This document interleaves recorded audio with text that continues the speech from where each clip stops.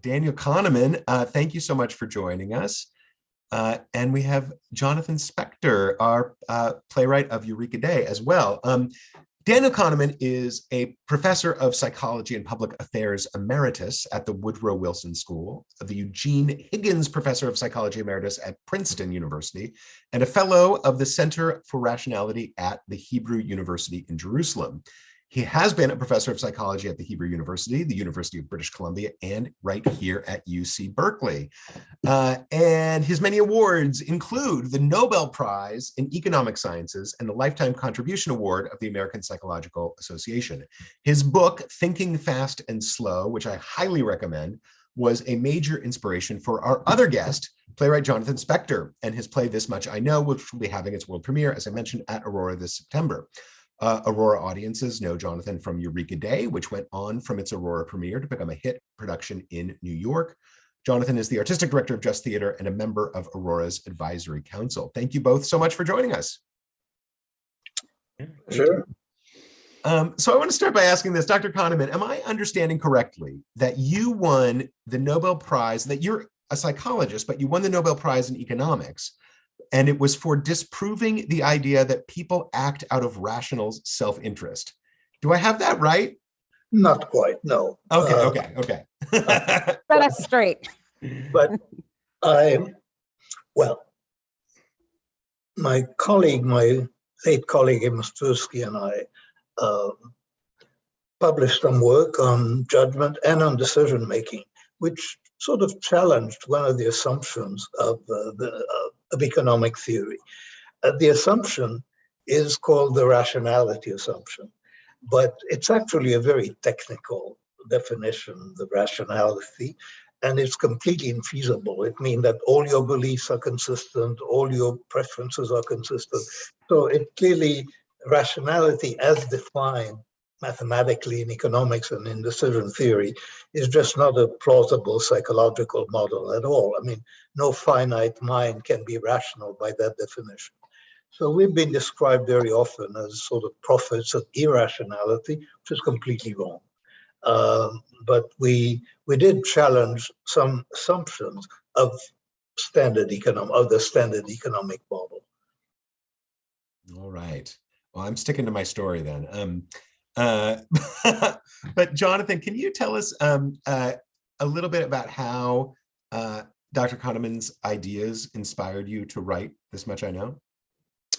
Sure. I had read Thinking Fast and Slow some years ago. I don't remember exactly when, but I was struck by a couple of things that made me think there might be some juice in it for for a play. One was the feeling I had while reading it when you would describe these experiments and sort of cognitive errors that we make, and you can, as you're reading the book, you can feel yourself sort of making these same mistakes, and that kind of, there was something that struck me as very theatrical about that kind of engagement with the text, and so that was one piece. And then the other was this idea that, the language of rehearsing plays, of making theater, we talk about, what does the character want and what do they do to get the thing they want, and very much the sort of analysis of how characters act in plays is very rational, as though they're all sort of rationally going about pursuing the things they want. But this book is, so much about how many of the things we choose to do and, are, we don't proceed along that sort of like ABC movement through the world. And then I guess the third piece is, and I'd be curious to hear what you think on this, but I something about the same way that this sort of associative thinking, decision making, where we're making connections that don't exist between two things, that can lead us to make sort of mistakes in a rational sense, is also where creativity comes from. It's often, like when you have an idea for a creative project, it's because of the collision of two things that that don't naturally go together, but somehow you have this feeling that maybe they do, and that leads to some third thing. Yeah, so I think all of, trying to then figure out how to what to do with all of those questions and ideas, I think was the sort of jumping off point for the play. Well, it was actually quite gratifying to read the play and to recognize some of the themes of the book in the play.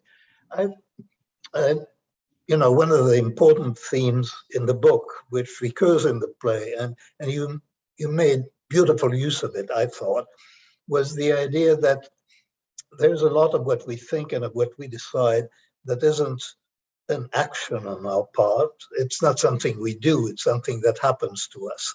And that idea recurs in your play in several places, and with its implications for personal responsibility. And so I thought it was very richly used in the play. It was, from that, quite pleasant for an author to recognize. And there were other themes that I recognized, and where you were creative in creating new examples and new associations from material that had been there. Like, I think there is something about peaches and maggots and the feeling that they arouse, which is similar to something that I had said, but not the same, and interestingly different. So this was fun to read. And the parts that I didn't recognize were also fun to read, but were not nearly as familiar. Yeah, a lot of ideas in this play. Can we drill down into one of these ideas a little bit? This idea of something that happens to us rather than something we decide, and how that works psychologically. Do you want to talk a little bit more about how that plays out? Are you asking me, or are you asking Jonathan? Let's ask you, Dr. Kahneman. What do you have to say about that? Well, I draw that distinction between two ways in which ideas come to mind. And so the example that I build a lot on is when you hear 2 + 2, a number comes to your mind. And when you hear your mother, an emotion arises. In both instances, it's really not something you do. It is something that happens to you. You're almost passive, and it's a thought that imposes itself on you. But there are other thoughts that we generate with some effort. Sometimes we search our memory effortfully and deliberately. Sometimes we develop a line of reasoning or a computation. And those are things that we do. They don't happen by themselves. We do them. They require effort, and they have a completely different feeling to them, I think. So that was the distinction. It was really quite basic to, it's a basic theme in the book. Yeah, the thinking fast and the thinking slow, and the system 1 and system 2. That's right. Thinking fast is what we talked about. Now, with respect to creativity, and it's absolutely true that I described a lot of what is happening in system 1 really in terms of associative memory. So associations come to your mind, you don't search for them, they really happen to you. And this is also said about intuitions. Intuitions are thought that come to your mind with a great deal of confidence, and you don't know where they come from. That is, it's almost the definition of intuition, that you think you know something without knowing why you think you know it. I have, by the way, modified the standard definition of intuition, that you know something without knowing why you know it. But that's not right, because that would mean that all intuitions are correct. But no, you think you know things. That's intuition, and quite often intuitions are right, and you do know them. And quite often intuitions are wrong, and you just think you know it, but you don't. I just listened to a talk that you did on intuition, and I'm one of these new age people that everything I do is focused on like getting deeper and deeper and deeper into tapping into intuition. And I was really fascinated to hear you say that it's not that we don't tap into intuition, but that we take it slow so that it becomes one of these slow processes. And I wonder just, I'm not a science person at all, but I just wonder what that connection you think is between like the gut brain and intuition. Well, both of these notions are pretty vague and they refer pretty much to the same thing. I mean, it's to a thought, something really that happens to you. It's a thought about the world. We talk about intuition when you have that powerful sense of knowing something and you're quite sure that you know it. And yet you find it difficult to articulate, why you think that. And I don't quite know what you're referring to that you heard me say, but it's true that in my recent thinking, and I wrote a book with two co-authors last year called Noise. And in that book, we developed the idea that when you are trying to solve a problem, when you're trying to make a decision, you should try to delay intuition.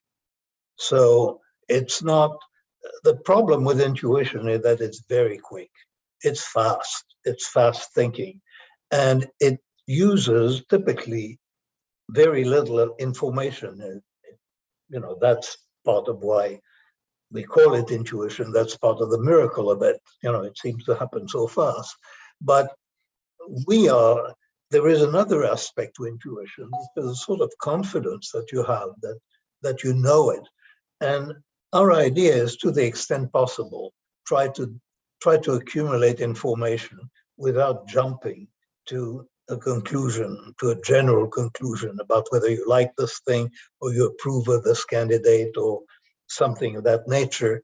Delaying intuition will make intuition more valid. That is a theme in the current thinking. How do you delay intuition? Well, the best example, and actually it's a key example in our treatment of it, is how you interview candidates for a job. And the standard way of interviewing candidates is you talk to them and you try to form an impression of what they're like, and whether you like them and whether you think they can do the job, and that develops gradually. Now it turns out we call that an unstructured interview because it happens. But we know about the unstructured interview actually that intuition is very fast. So people form an impression of what their final conclusion is going to be within the first 2 or 3 minutes of the interview. And then they spend the rest of the time justifying that intuition. There is an alternative to this, which is called a structured interview. And in the structured interview, you have, say, attributes of a person that you're looking for to perform a job adequately. And you query and you investigate one attribute at a time. And you make a judgment about each attribute separately and independently from all the others. So you're trying not to form a global impression. You're trying to form narrow impressions. And at the end, when you have all these narrow impressions, now is the time to put them together and to have an intuition. So by focusing your attention on, by not trying to reach a conclusion quickly, but on the contrary, by focusing your attention on one aspect of the problem at a time, you are delaying intuition. So that's the idea. It's a hard thing to do for an individual, but it's an easier thing to sort of regulate for an organization, because organizations make judgments and they make decisions, and organization thinks slowly. And so you have an opportunity to intervene and to set up procedures and to enforce the sequential investigation of separate aspects of the problem and to delay, for example, specifically if you run a meeting and somebody wants to jump to the conclusion and wants to express how they're going to vote at the end of the hour, you really don't let them. You try to prevent that because you don't want people to form a global impression until they have a lot more information. So that's the way intuition might work, we hope. It's so fascinating because we are in the very final stages of our search for a new managing director who will be my co-equal partner in leadership position in the organization. And we hired a search firm to help us with it. And they instituted exactly what you're talking about. They said from the beginning, before we announce the search, let's identify like the 5 or 6 key qualities that we are looking for, key competencies that we're looking for in this person. And then let's develop questions that specifically address each of those competencies. And then let's ask the same questions in the same order to each candidate so that we can really be evaluating it that way. And a lot of that was specifically to avoid or to I don't know, counter or balance out any kind of implicit bias that we might have as questioners or that the board might have as questioners, so that there may be somebody who we immediately just sort of feel like we have a connection with, but we don't want that to guide the whole rest of the process. Yeah, it's bias, it's rapid intuition, and it's what we call the halo effect.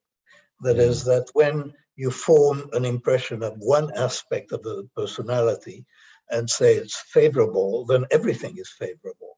So if you like that person, you assume that they're generous, but in fact, they may be quite not generous at all. You don't know whether they're generous or not. All you know is you like them, and then the rest follows. So that's how intuition goes wrong. It's through the halo effect. Yeah, I mean, since reading your work, I find myself thinking all the time about this in when auditioning actors for parts, because you will see an actor and then whoever's in the room will discuss that person. And I'm very aware of, and I don't quite know how to stop it, that much of what the discussion is trying to justify your intuition about the person rather than actually being able to sort of discuss the attributes of that person in a kind of objective way. Or I mean, I think that selecting an actor must be quite difficult, because in those terms, that is, structuring the process of selecting an actor is difficult, because I don't even know whether you have a list of attributes that you can apply. I mean, this must be different for every role, and there must be many subtle things. So it would be a real challenge to do that differently. But maybe we also know that in some cases and in some types of judgment, you should trust your intuition. And this may be one of them. But so, I mean, you are watching an audition, so the actor is doing something. And hopefully the actor is doing something that is similar to something they'll be called upon to do for that particular role. And so the sense that you have of whether this is going well, this feels natural, this feels true, that may be quite valid. And it may be the best that you can do. It's a very interesting question, actually. I hadn't thought of that, but certainly there are cases like this one where for an actor, selecting an actor, that's hard. Where I find this kind of judgment more objectionable is theater critics. You're talking to the right group. Yeah, I'm sure. They when had the impression that they liked or didn't like the play, and then it's mostly what they liked, with a few qualifications or a list of what they disliked, and saying this actor was not too bad or something like that. That really bothers me, because as a critic, for a critic of a play, there should be dimensions. There should be attributes that you could think about one at a time. And you don't have to write it that way, but to just make a judgment because you feel that way, I think feels more appropriate in selecting an actor than in judging a play. You'll probably agree with me. Yes, although that connects to another thing that shows up in the play a bit, and that your work has made me think a lot about, of how we, we remember most strongly the beginnings of things and peak experiences. And so probably if you want the critics to remember your play fondly, the beginning of the play, I guess, is much more important than we even give it. Yeah, I mean, clearly, slow beginnings are hard to recover from. I think that's if one had the impression this isn't going anywhere. Sometimes you get surprised in the third act, but you never fully recover, even if it begins to make sense. When it begins to make sense too late, you're not going to love the play quite as much as you would if you were gripped from the beginning. One of the ideas in the book that I find really compelling is in the way all of these ideas are connected by the idea that this fast part of our brain is designed to come up with plausible scenarios. In other words, to create narrative, right? To create a story that makes sense. And that's so much of how we understand the world, is this unconscious, non-effortful work of the fast part of our brain, and how that connects to feelings about responsibility and grief is something that Jonathan really explores. There's a quote from your book that really stood out to me. The mind that makes up narratives about the past is a sense-making organ. That we want to make sense out of things rather than accept that things can happen randomly or without meaning behind them. Can you talk a little bit about that? Well, it's pretty clear. A lot of what happens when we understand things is it happens retroactively. That is, you understand things later. Put it that way. Something happens, and then later something else happens that you can tie to what happened earlier in and make a good story out of. And really, that's the way the mind works. The mind works when there is an event that is unexpected. The mind automatically seems to search for a cause. So it looks in the recent past for a cause. In Thinking Fast and Slow, I was quoting a nice story that I heard from Nassim Taleb, and which was on the day that Saddam Hussein was caught. Something happened on the market. I don't know, the market went up or went down, and the story was on Bloomberg, I think. There was a headline, stocks are up, and Hussein's capture made people hopeful. And, an hour later, stocks were down. And it said stocks are down, and Hussein's capture made people worried. And so clearly, it couldn't do both. I mean, but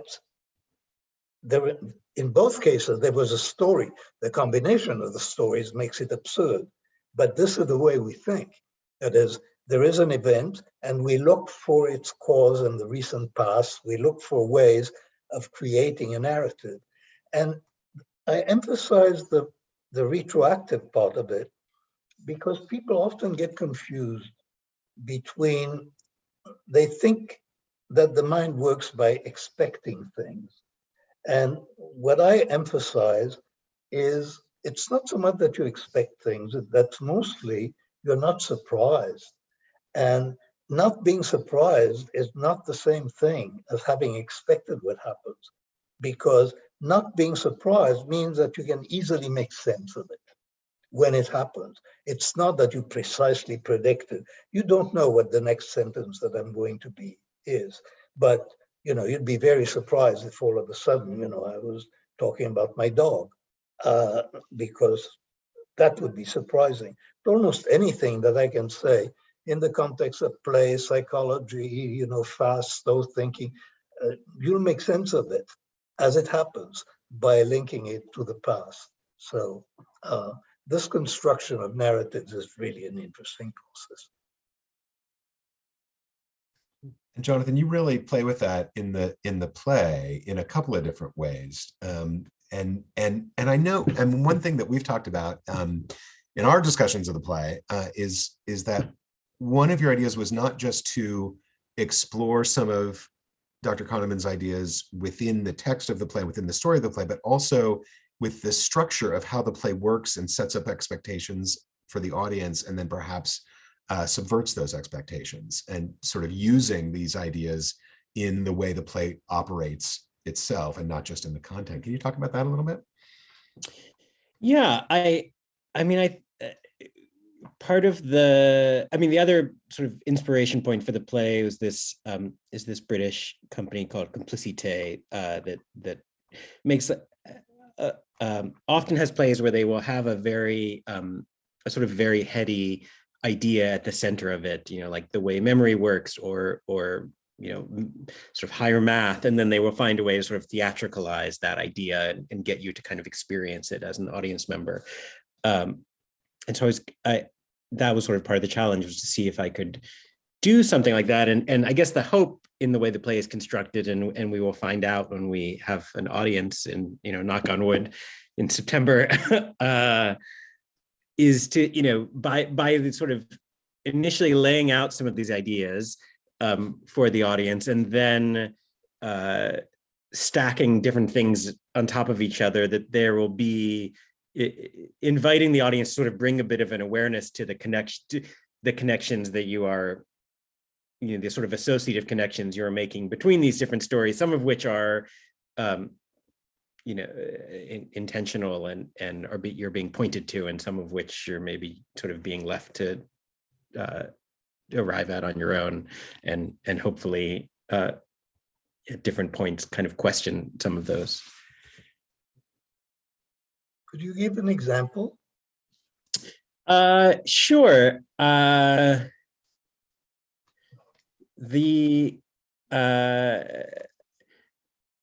think when we first encounter, Svetlana, this Joseph Stalin's daughter, it comes just after a scene of having seen Natalia, who and there's some and we are sort of set up a little bit to assume that this must be her grandmother, because there was a reference to her grandmother earlier, and then we later discover that's not the case. But we immediately, our desire as people making story is to immediately kind of connect everything together and assume everything we're encountering, has a sort of direct connection, and then we have to be sort of backed out of that and see the more indirect connections between things, as well as just sort of thematically, being invited to, the project of the play as a whole, being invited to sort of contemplate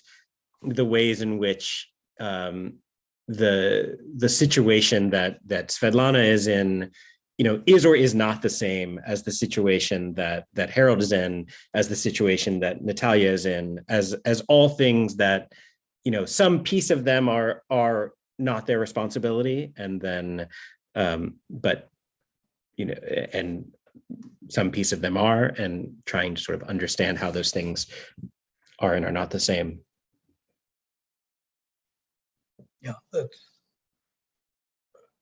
it's most acute with respect to Natalia, and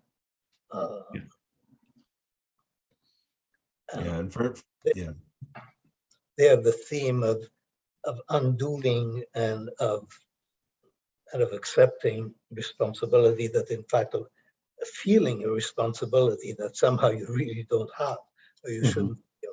But I think you have a nice phrase there, that it's I'm not going to remember the exact wording, but the idea that she expresses is that this is something that sticks to her. The guilt or the sense that she was the cause of the accident, that, it sticks. And I thought that image, I thought it was quite powerful. Right. I mean, that's another idea that I wanted to dig into, and it's so interesting is certainly in her situation, somebody who is, who accidentally kills someone in an accident, that the disconnect between the idea that it is obviously something you did in the sense that you, the sort of corporeal body of a person, was driving the car, but it's not something in the way that we think about the way we do things as with choice and intention. It's not something you did in that sense. So trying to understand where you fall between those things as a person. Well, and the difference between the two parts of your brain in doing that, right? Because the first part of your brain is going to construct a story in that makes it be your fault, like that like it doesn't make sense that it would just be random. But then the other part of the brain can maybe see that, well, everybody's saying it was an accident, the police say it was an accident, like nobody, like it definitely, there was no intention there and there was nothing I could have done to avoid it. But that doesn't entirely address the feeling that the first part of the brain has come up with, that there must be some culpability there. And there is, as Natalia says in the play, if she had left home 2 minutes later or earlier, it would have happened. So it's the ease with which you can undo the event by an action that you could have taken by doing something else. That is very easy to imagine. And if it's easy to imagine, it will inevitably cause a sense, produce a sense of causation of the causal and produce some guilt. I chose when to leave. And, if I had made a different choice, that person would still be alive. I mean, this can be quite painful, although in a way it's absurd because you couldn't have known, but you chose, and it had consequences.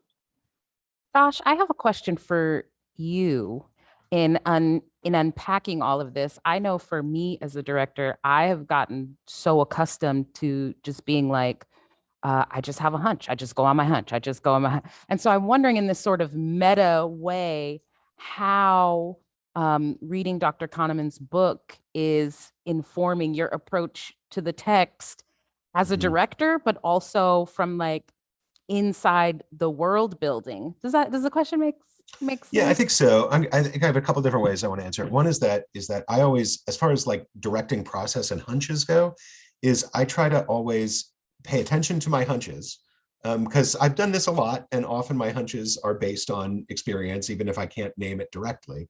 But also, I spend a lot of time on text analysis, and what Dr. Kahneman would call system 2 in my brain, the system that is effortful.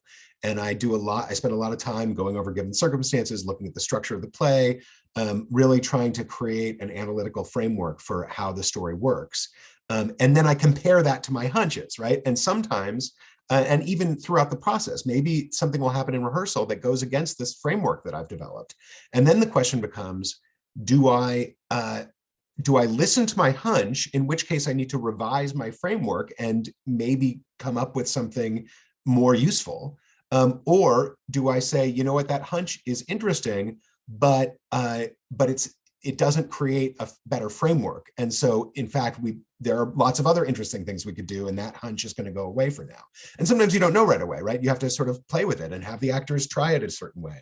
But I do like that interplay between what I'm calling analysis and what I'm calling a hunch, analysis and intuition. I think that's proven very fruitful for me in terms of making decisions during a rehearsal process and during a design process.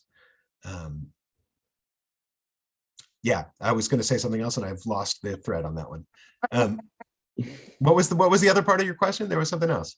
Well, there's the like how this book as a source material for the playwright, how that informs the world of the play would be like the second part of the there's the meta question, which you responded to, but then it's just Right, like, right. how is this book as an inspiration to the play going to inform?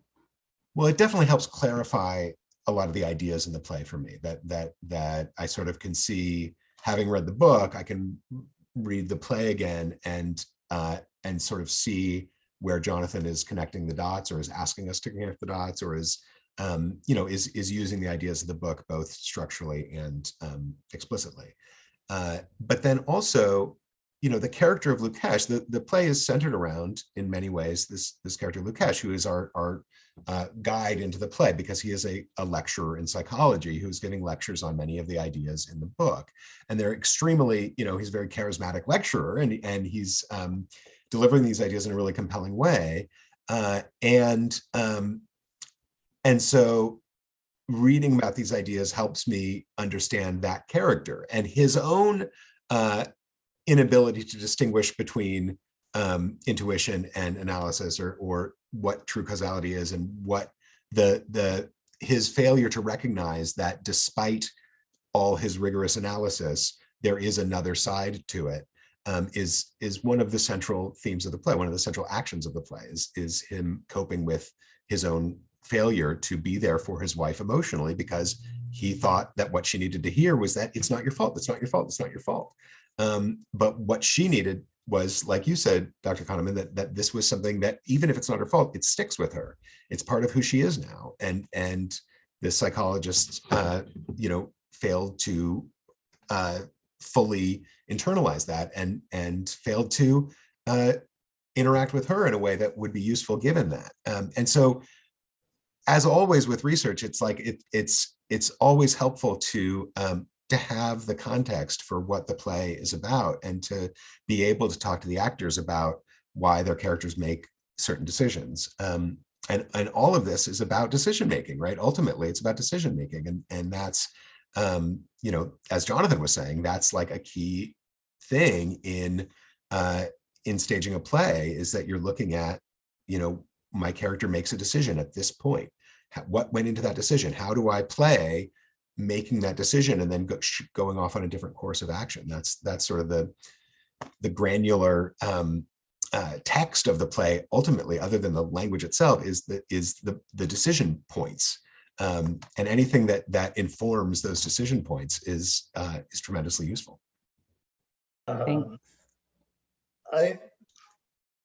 I find myself in a situation that, in a way, I've wished for a long time, because I've for a long time been curious about the play and the director, the playwright and the director. And I have actually never been that close to a playwright and the director. So clearly you have your vision. You're making the play happen as a director. And you are listening to that. And if that probably is not exactly your vision. Right? I mean, it's something I've been very curious about for a long time. Yeah, I mean, it's quite, yes, it's quite a strange thing, because I think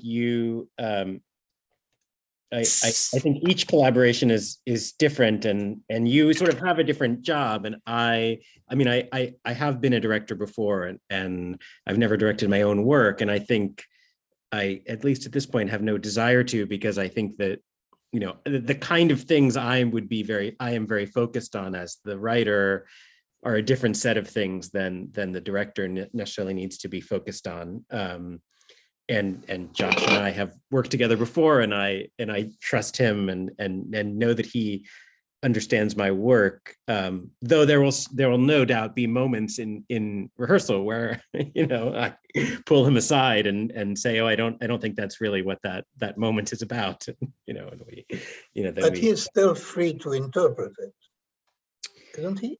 Or are you still? Do you still own it? That's a good. I mean, I think legally I own it, but and I think it.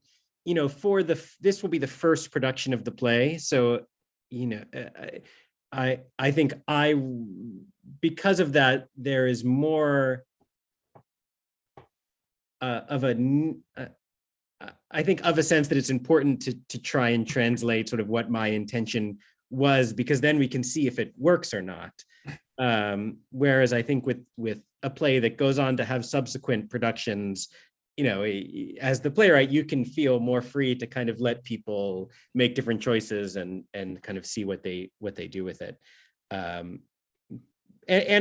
there may also, and certainly will be moments where I may feel very strongly that I think something should be a certain way, and Josh has a different point of view. And then when I see his version, I realize, no, he's actually right, and that's much better, and let's do it that way. Yeah, so it's not automatic that when I was asking whether you own it, that would mean that you can, if you tell the director, this is what I meant, that he has to do it that way. He doesn't, does he? Well, I mean, it depends. I mean, we have to follow the script. We sign a licensing agreement, and if it's written in the script, we can't change the dialogue, for example. And then the stage directions are a little bit murkier, but we're supposed to follow the stage directions as well. But the thing is, it doesn't get to that point, right? Usually it's, because we have such a strong relationship and we've done this before, and because we spend so much time beforehand talking about the play and talking about, going out for beers and just talking through ideas. We have a dramaturg that'll help us talk through it as well.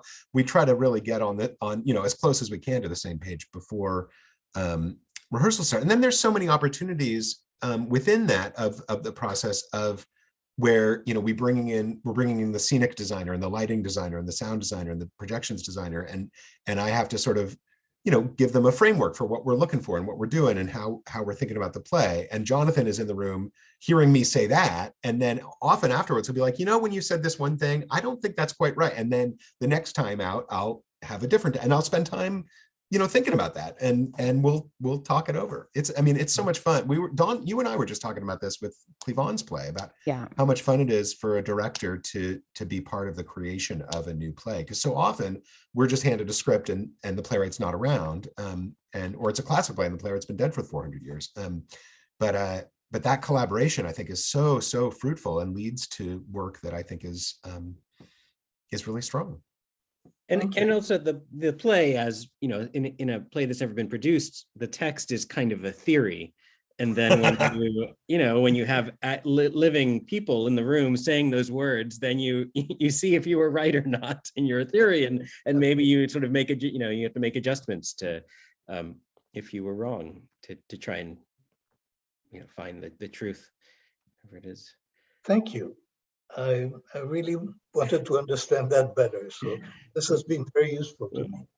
But I would love to ask one other question. It's a little bit left field, but something I've been thinking about a lot in these past 2 years, which I feel like so much of your work is about how bad humans are at sort of analyzing statistics and risk analysis. And I feel like every individual, that I know has spent the last 2 years every day trying to analyze statistics and do their own personal risk analysis and figure out, when am I going to eat inside in a restaurant or go on an airplane or see friends. And which I'm no doubt we're all doing terribly. And I'm curious if there's anything that has sort of surprised you about watching the world do that in such a collective way for 2 years. Well, actually the thing that surprised me is in the extent to which there were large differences among people in their interpretation of the situation. And those had a lot to do with just emotion. Among the people I know, some were afraid and others were not afraid. And, it's that simple, really. The rest, they justified by all sorts of things, but the emotion were there first, and there were really vast differences in people's emotions. I think we're going to have to wrap it up here. Thank you so much, Dr. Kahneman, for joining us. It was my pleasure. Thank you. I'm glad to meet you. Yeah, our pleasure. Thank you so much. And Jonathan, thank you as well. Bye-bye. Thank you. All right. Yeah, and